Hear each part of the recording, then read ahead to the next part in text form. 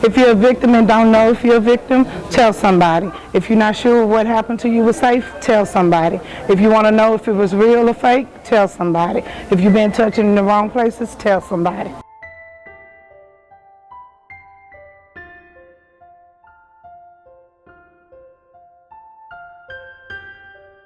The whole point of my movement is to give strength to other survivors to tell their story so that they can heal. I was abused as a child and my mother told me to keep it a secret, and the abuse continued. So now I'm here interviewing other people, hoping that they will be able to tell their story and give strength to other survivors.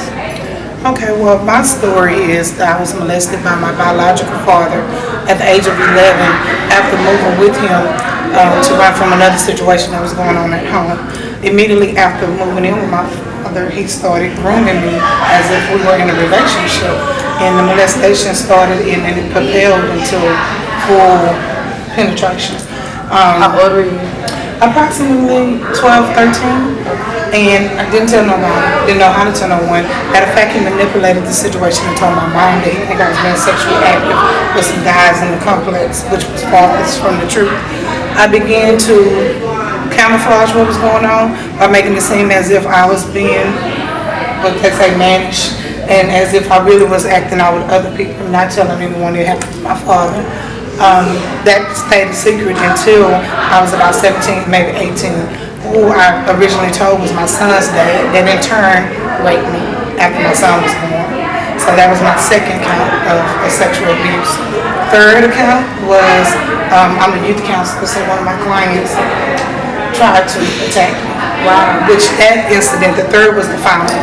The third one was what helped me on like my voice. I decided that I couldn't keep being the victim, and I needed to figure out what was it, why was I mad? And I underwent counseling, and during that process, I decided to write my book, join this foundation. Now I'm the chapter president of the foundation, and I'm doing a lot of other active things to relieve other victims and show them that you can be overcome. You know that it wasn't your fault, though, when you say that you wanted to see what it was about you that was a magnet attracting these people. Well, I stopped blaming myself after I realized that it wasn't my fault, that ultimately now I know that God used me because he wanted to stretch me to do what I'm doing today. Yeah. How is you and your dad's relationship right now? Well, you know, actually it's funny that you asked that because I hadn't seen him, hadn't communicated with him until September of 2014. My cousin reached out to me because my grandfather was passing away, and I didn't want to go to the hospital because I felt like I was going to run into my dad.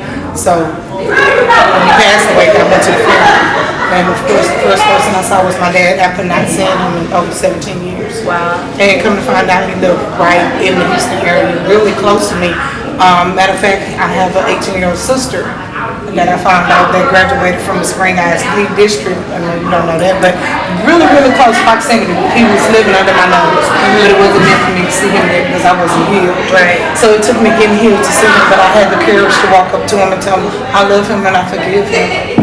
And I walk away like a boss. Yes, you are. You're strong. Thank you for coming on and telling people about your story. And thank you for continuing your work to help others, because you turned your pain into passion, and this is what happened to you to help others. Yes. Because we're light workers doing God's work. Just the best. Yes.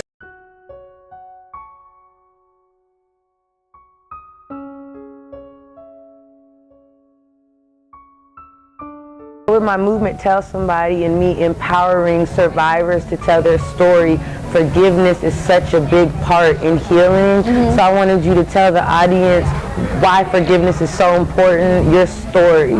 Okay.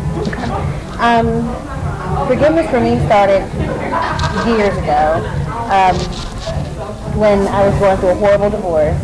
And my ex-husband basically mentally abused me, physically abused me, and even after separation continued with the mental abuse.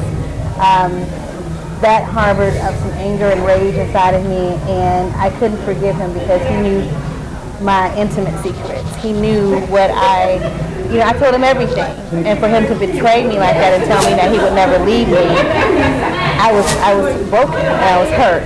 And I wanted revenge, but I believed in God, and I knew that vengeance was the Lord, but there was something in me that was just like, I could never forgive you for dragging me like this and begging me to have your baby, and I had your baby. I began to see myself go in a cycle where I was just coming home, working, and going to church, and that was it. I wasn't living life. I wasn't doing anything, just those things. And I remember going to church, and my pastor had spoke about forgiveness, and he was talking about how you basically imprison yourself. You put yourself in like a cell, and that unforgiveness is what traps you and what keeps you there. And it's like allowing someone to take one of your mind. And that made sense to me, because when you don't forgive someone, you're always thinking about what they did. That takes over everything inside you. And so I was like, wait a minute. So not only has he dragged my name, has he dragged me, hurt me and his son, but now I'm allowing him free rent up here. You know, and he has totally taken over me.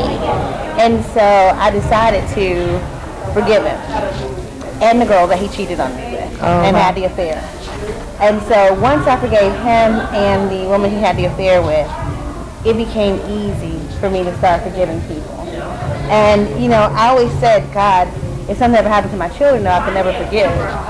But then I thought about the fact that that would be so hypocritical, and I'm not a hypocrite. I don't believe in hypocrisy. So I never knew the day was going to come where I would have to forgive somebody for doing the worst thing you could ever do to someone, and that is kill your child.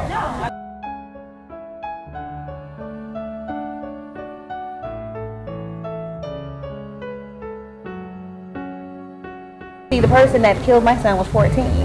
Wow. Old enough to know better, but young enough for someone to save. So I had to, and I didn't want to become a victim. I didn't want them to take rent inside my head. See, they already killed my son, but I didn't want them to kill me too. Because a part of me already died with my son. So if I had to let them take over the other half, I would be nothing to no one.